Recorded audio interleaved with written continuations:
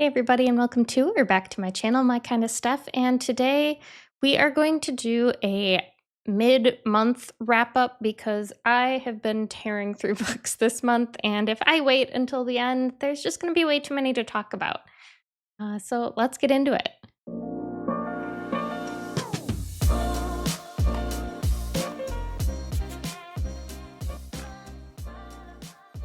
All right, so the first book I read this month was Clowns vs. Spiders by Jeff Strand. I gave this one 4 stars. It was super fun, silly, goofy. We follow a group of clowns that work for a carnival. They absolutely love it. They are super nice. And then all of a sudden, they get fired because people don't like clowns anymore. They think they're scary. And so these clowns are forced to find new work. All they can find is work at a haunted house. They absolutely hate it. And all of a sudden, these like giant cave spiders come out from a cave that they're working on to like extend the attraction at the haunted house. And these clowns have to save everybody. And they're obsessed with mac and cheese, which I thought was really funny. Like their whole thing about finding a new job was like, we have to because we have to be able to afford our mac and cheese. It was just such a fun, silly, goofy time, but it was just the perfect way to jump into spooky season. The next book I read was actually a novella, and that was Having the Barbarian's Baby by Ruby Dixon. Um, I give this one 3 stars. It's about what I give most novellas that I don't hate. They've really got to do something special to get more than a 3 star for me. But it's just a continuation of the Ice Planet Barbarian world, basically just following one of the girls during her pregnancy and then having the baby. And, I'm not really going to say much else because it was like 60 pages long. So I don't want to spoil anything. The next book I read was Looking Glass Sound by Catriona Ward. I gave this one 3 stars. It's definitely my least favorite of the Catriona Ward books I have read so far. But in true fashion, they are just crazy, goofy, twisty. They mess with your mind. You don't really know what's happening until the very end. And even then, you don't even really know what the heck you just read. So her books are always just so much fun to read because they just make you question everything. So overall, I had a good time. I'm not mad I read it, but it's definitely my least favorite of hers so far. The next book I read was In Conclusion, Don't Worry About It by Lauren Graham. This is a nonfiction, and it was actually just kind of like a expansion on a commencement speech that she gave at a high school in her hometown. So it just was a lot of like reflection on growing up, pursuing your dreams, and living in the here and now. She also dabbled on like parenthood. I've been trying to read through all of her nonfiction. She has quite a few books out there right now. All of the audiobooks are narrated by her. And if you're not sure who Lauren Graham is, she plays Lorelai Gilmore in Gilmore Girls, which is one of my favorite shows. And so much of that Lorelai personality comes through in the narration of her audiobooks. They are just such a great time. I'm not a big nonfiction fan, but like I go to these just to get more Lorelai. So I gave this one 3 stars. It was very short because it's just a commencement speech. So it was only like 50 pages long, I think. But overall, I'm still glad that I listened to it. And I think I only have like 1 or 2 books left of hers to read. So I'm going to be sad when I'm done with them because, yeah, they just give me that little bit of Gilmore Girls that I want in life every day. The next book I read was God of Wrath by Rena Kent.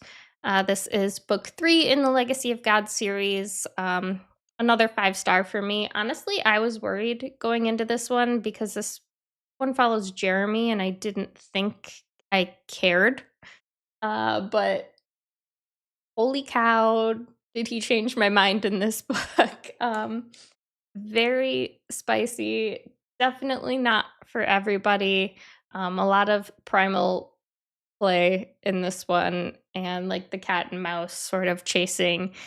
And I just had so much fun. I'm so excited to continue. I've already got book 4 sitting over here staring at me, so I can't wait to continue the series. The next book I read was In the Weeds by BK Borison. This is book 2 of the Love Light series.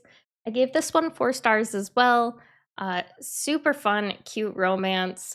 BK Borison writes the sweetest male main characters ever. They're just chef's kiss. So cute, so sweet. I didn't care that much for our female main character in this one, which is why it only got 4 stars for me. But overall, was still a great time. We follow 2 people that had a basically one night stand, and they both can't stop thinking about it and end up running into each other later because she is a social media influencer and she goes to a farm that he works at. Because they won a contest and she's there to promote the farm, so they get to rekindle that connection and obviously fall in love. So yeah, this one was really cute.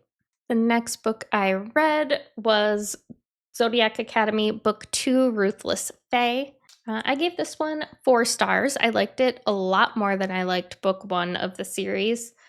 We follow some sisters that are new to this magical world. They find out that they are basically heirs to the celestial throne, and they basically have to learn how to use and control their magic in order to kind of take over, but they don't necessarily want to do that. They're just trying to like fly under the radar and just get through life at this academy.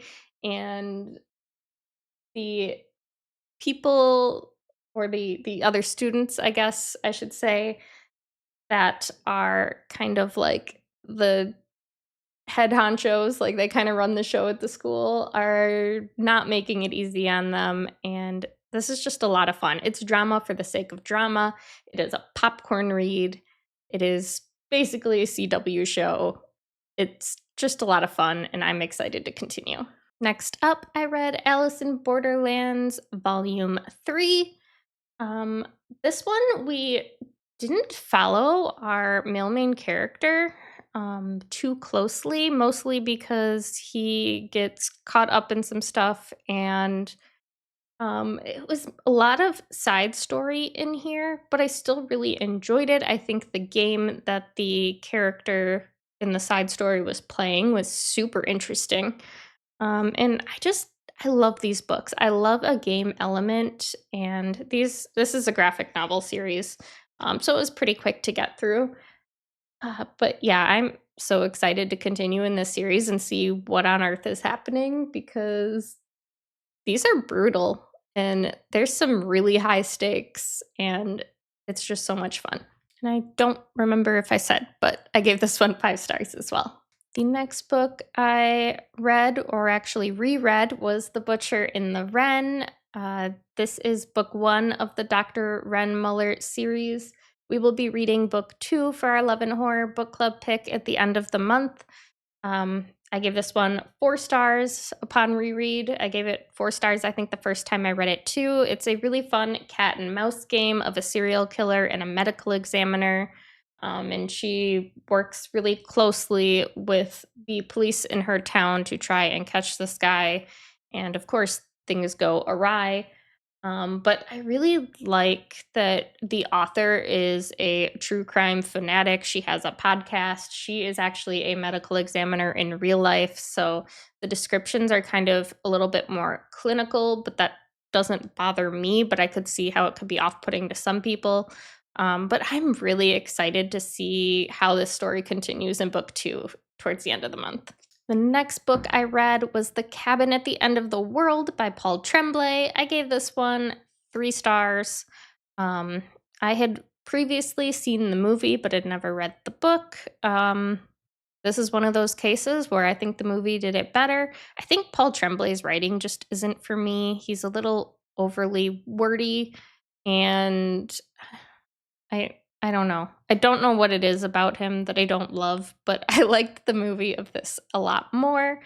Um, it's very high stakes, very tense, but I just didn't feel as much of the tension in the book. I mostly just felt bored by his writing, and I think it's because he overwrites. Um, so yeah, I don't know. Book fell a little flat for me, but I do recommend watching the movie. Next up, I read The Woodkin by Alexander James. I unfortunately gave this one 2 stars. This is my beautiful Twisted Retreat version. We basically follow a man who was betrayed in his marriage, so he goes out on this hike on the Pacific Crest Trail and meets this weird old man, and they end up having some issues and get kind of stranded out in the woods. And then they come across this group of people that call themselves the Woodkins, and yeah, things get really brutal from there. But it took so long to get to the like action packed parts, and it was just, uh, I don't know, it just didn't do it for me. The next book I read was Lenny Among Ghosts by Frank Maria Reifenberg. This is actually a translated work, so it was originally written in German, I believe. This is a middle grade kind of horror. It's not scary, really. We follow a young boy who basically gets invited to this school, and his parents are super busy, so they're like, yeah, go to this boarding school. We don't have time to deal with you anyway. But the only reason he gets invited is because they get his name wrong. So he arrives there and finds out all the other students are ghosts, but he's not dead. So we just follow him kind of bumbling his way through and trying to kind of prove himself and his ghostly abilities in order to stay at this school. It was so cute and so much fun, and easy 4 stars. Next up, I read Once Upon a Broken Heart by Stephanie Garber. I gave this one 4 stars as well. This is book 1 in the Once Upon a Broken Heart series. I just absolutely love Stephanie Garber's writing. I read the entire Carnival series, and this kind of follows on some characters that we met in there, particularly Jax, who was one of my favorite characters. So Jax is actually the Prince of Hearts, and his kisses are deadly, and our female main character strikes a deal with him, um, basically as a bargaining chip to find her true love and her happily ever after. And of course, things don't go to plan. But her writing is just so beautiful and lyrical and flowery, and like you really feel like you're in the world. You get a good sense of like what everything looks like, sounds like, what food tastes like. She just does a really good job of making you feel very immersed. Um, the only reason really that it got a 4 star for me is because YA is not my favorite. It always just like feels like it's missing just something.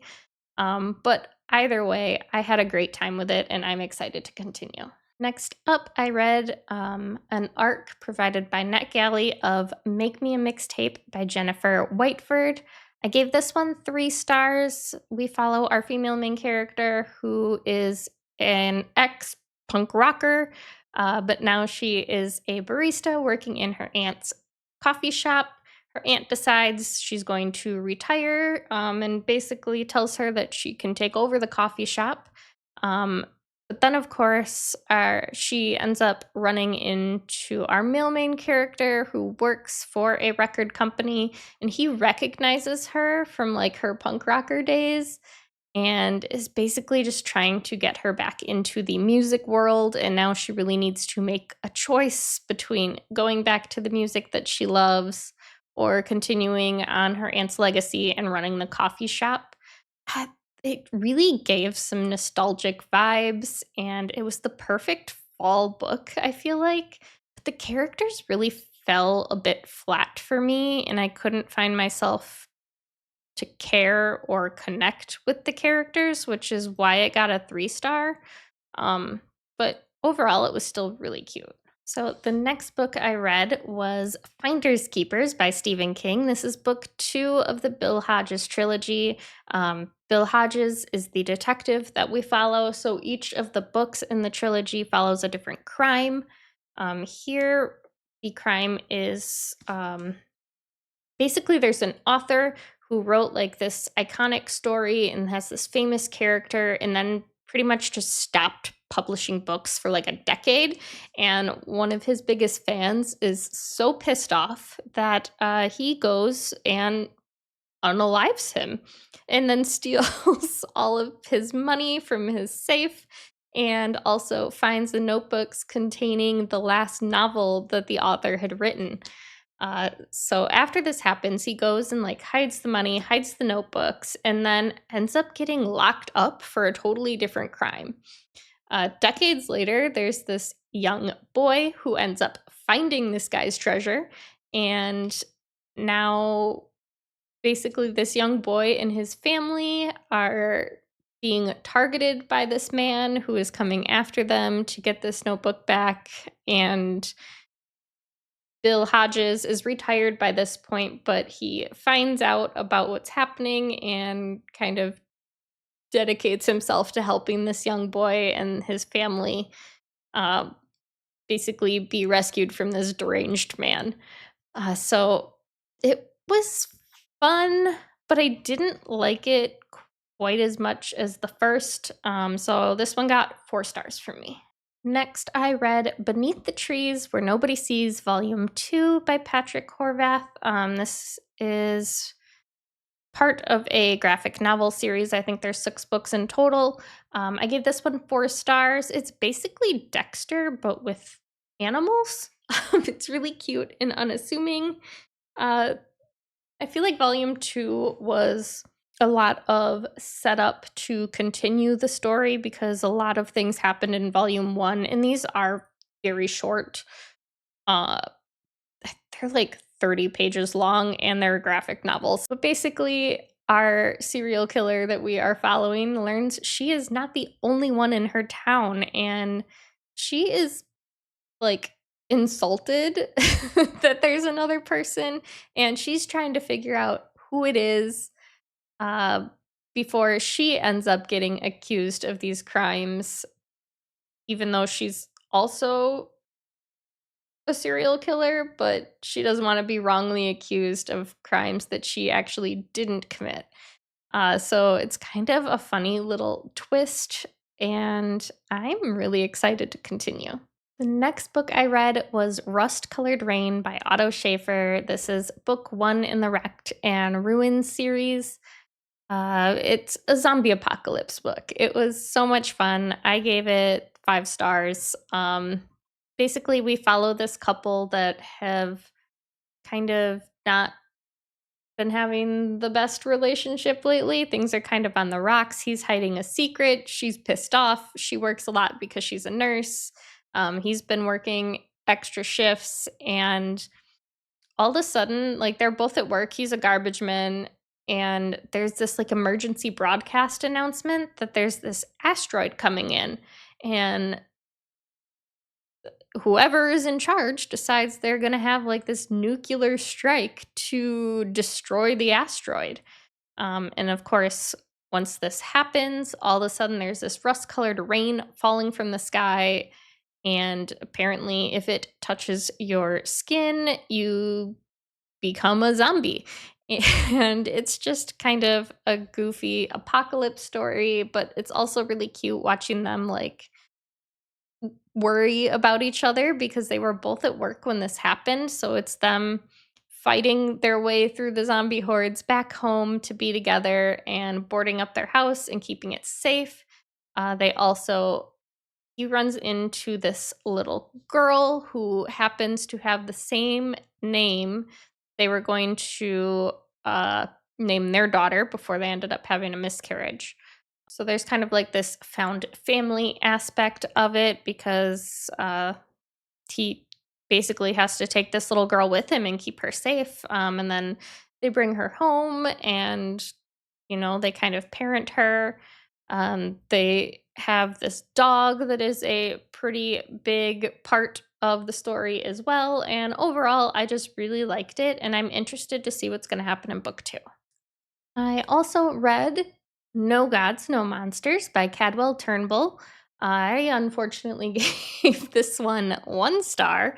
This is book one of the Convergence saga. I will not be continuing. I simply don't care. Uh, Basically, we follow this couple who, I don't know, the woman's brother was killed and has been on the news, and there's it's a police brutality case. But then all of a sudden we find out like there's monsters and they're real, and then we're following monsters, but also them. And like there's too many points of view and too much happening that like didn't make sense to me or really seem to go together in any way. It was just like if ADHD was a book, this is it. I couldn't follow it. I simply don't know what happened.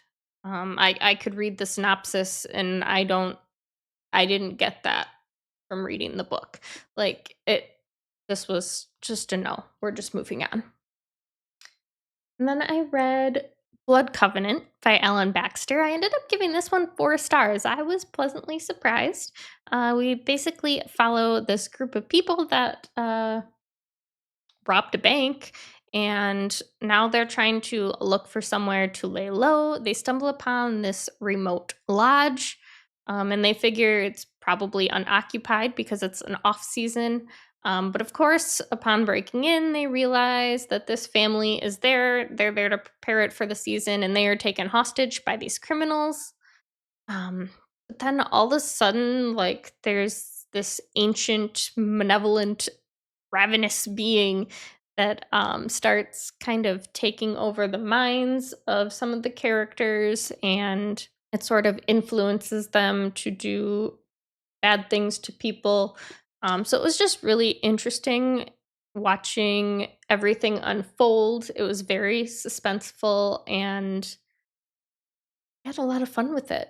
Also, very short, so I don't want to say a ton about this one either because I feel like it'll ruin it, but I did really like it. Next up, I read Rough Ghost Lover by Cassie Alexander. I read this one because it's kind of like a spooky season read because we are following a woman who has a relationship with a ghost, but also because I am going to Romantasy Book Con in February, and this author will be there. So I wanted to give the book a try, to see if I wanted to like meet her or get her signature. Unfortunately, this one got a 2 star from me. It was very repetitive, um, and felt a little long. Like I think this would have been better off as a novella. But basically, there's this woman and her husband. They move into this magnificent new house. They have to hire people to cook and clean and help out. They have a butler, and this woman she's never had a lot of money, but her husband is loaded. But he's away at work all the time. She finds out he's been cheating on her, and all she wants is to have a baby. And then after she has her baby, she plans to like leave her husband and hope that she can keep the house and have her baby. But there's a ghost in this new house, and it's obsessed with her, and it's basically just an erotic horror. She just yeah, or it's just her and the ghost doing it all over the house. It does not have a happily ever after, and it was just kind of weird. So yeah, can't say I recommend it, but I read it. I also read Tender is the Flesh. I gave this one 3 stars as well. I think it had a lot of good discussions in it, but also felt like we didn't take those discussions far enough. This is another translated work, and maybe that's where the disconnect is on it. But basically, it's about in a world where people can no longer eat animal meat because it's got this infection in it that is poisonous to humans. So they basically start a business of slaughtering humans, and it's really weird and gross. And I did like what it did. It definitely had some very cringy moments. It's kind of like dystopian sci fi horror slash thriller. But yeah, I just wish we would have taken those discussions a step further. Next up, I read Small Horrors by Darcy Coates. This is a collection of 50 short stories. And when I say short stories, man, are they short. They're like a couple pages long at best. Um, and I am not a short story fan, as you all know. So I don't know why I read this. I figured, if any anthology was gonna work for me, it was gonna be one written by Darcy Coates. Uh, I was wrong. um, I gave it 3 stars. It's not that it was bad. That's not the issue here. The issue is I don't get enough story out of short stories. Like these all felt like really intense, like prologues or first chapters, and then just abruptly stop. And I just wanted the stories to continue, and I just didn't get enough out of a single one of the 50. Um, so they were all enjoyable. I just wanted more of all of them. So, yeah, I don't know. It was fine, but I don't think that there's ever going to be an anthology collection that I love. And last up, I read Part of Your World by Abby Jimenez. This is book 1 of the Part of Your World series. I read book 2 a while ago, not realizing that this was a series. But luckily, they are just an interconnected standalone series, so it wasn't a big deal. I was able to read this one with 0 issues. Um, and holy cow, 5 stars. It had a lot of Grey's Anatomy dabbled into it, just with like names. Our female main character's name is Alexis Montgomery, which of course those are Grey's Anatomy names, not together but separately. There What else was there? There was a character called Derek, I think, as well. There was just a lot of and they're doctors. So and they're like the prestigious doctors, and it was kind of weird, but anyway, whatever. So our female main character, she works in an ER. Her family is very prestigious, has always like run the hospital. But her parents are like very judgy. Her friends are very judgy. They all like are very well off. Um, and she ends up going to a funeral, and on her way home, she gets stranded in this small town, ends up meeting our male main character, Daniel. Of course, they hit it off, and she starts like going to visit him every once in a while because he lives a couple hours away from her. Um, and it was just so cute watching their like relationship bloom. Abby Jimenez, again, she also writes some fantastic male main characters that are just so cute and sweet. There is a slight age gap here as well. But not only age gap, but also like class gap, because he is not well off at all. He's from this small town. He is the mayor of the small town, but it's not like a big deal. Um, it very much felt like Gilmore Girls, like that kind of small town vibe where like everyone is family, even though they're not family, and they all just take care of each other and do things for each other.